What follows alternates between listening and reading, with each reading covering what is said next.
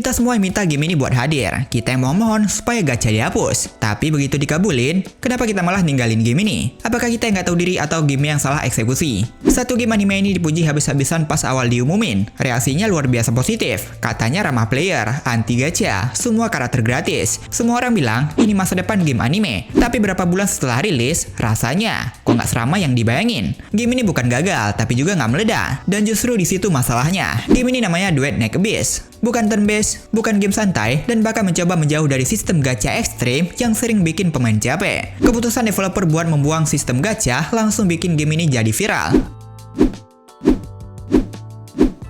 Di dunia game anime, itu hampir terdengar mustahil. Karena selama ini, gacha dianggap jantung industri. Tapi Duet Neck Abyss berani bilang, kita bisa tanpa itu.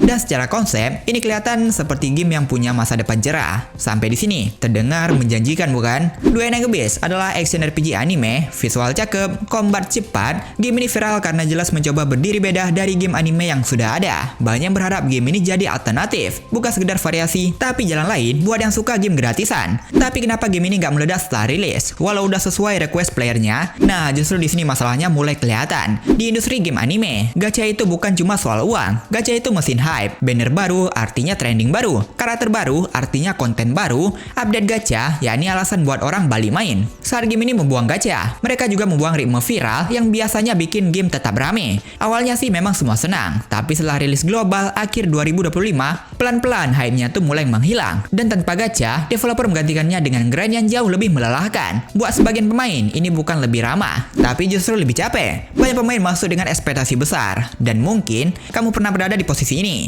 Main di minggu pertama, setting rata kanan, nikmati visualnya, nikmati kombatnya, lalu berhenti. Bukan karena marah, bukan karena benci, tapi karena nggak ada alasan kuat buat balik lagi. Kalau kita jujur nih, pasar game anime sekarang udah penuh. Ada Genshin buat eksplorasi dengan dunianya, ada Honkai Star Rail buat ceritanya, ada Wuthering Waves buat kombatnya, ada Zenless Zone Zero buat stylenya. Duet Neck Abyss cuma bisa diingat sebagai game yang nggak ada gachanya, itu doang. Dan game ini bakal berdiri di tengah-tengah. Tapi masalahnya, berdiri di tengah itu sering bikin kamu nggak diingat. Jadi masalah game ini bukan cuma di teknis, masalah utamanya adalah identitas. Game ini berada di posisi yang terlalu tanggung. Ada player yang merasa gamenya kosong. Buat player hardcore, kombatnya kurang dalam. Terus tantangannya masih belum cukup dalam buat jangka panjang. Terus ada juga buat pemain kasual, sistemnya terasa ribet. Early gamenya cukup berat dan butuh adaptasi. Bukan soal grafik atau gameplay, aku ulangin lagi, tapi soal identitas. Kalau seseorang nanya, Duet Neck Abyss itu game apa sih? Jawabannya nggak sesederhana itu.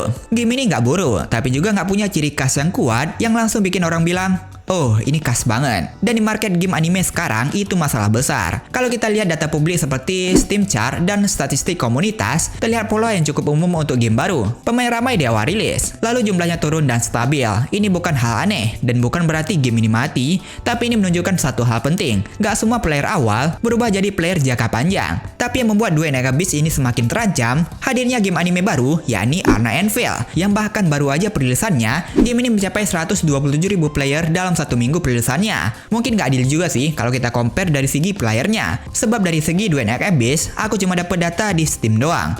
Oke, kita lihat dari segi Play Store aja. Yang dimana dari segi rating, Duet Neck Abyss bener-bener dibanjiri dengan review bintang 1. Sebaliknya, Arna Anvil jauh lebih baik. Jadi pertanyaannya, bukan apakah Duet Neck Abyss game jelek, tapi apakah game ini hadir di waktu dan kondisi yang salah? Mari kita simak. Tanpa gacha itu idealis, tapi idealisme di industri mahal butuh eksekusi yang sempurna. Bener nggak? Sekarang Duet Neck Abyss ada di posisi yang unik. Dia bukan game gagal, dia juga bukan game yang meledak. Punya komunitas setia, tapi sulit menembus masa besar. Game ini ada di posisi yang rawan. Apakah game ini bakal EOS? Ya belum tentu juga, tapi ini belum terlambat. Menurut kamu, apakah game anime tanpa gacha memang masa depan atau cuma ide bagus yang terlalu berat dijalankan? Kalau kamu udah cobain game ini, kamu berhenti di bagian mana? Atau ngerasain sesuatu yang kurang aja dari game ini gitu? Tulis pendapat kamu, karena kadang-kadang yang paling menarik dari sebuah game bukan cuma gameplaynya, tapi cerita di balik keputusannya.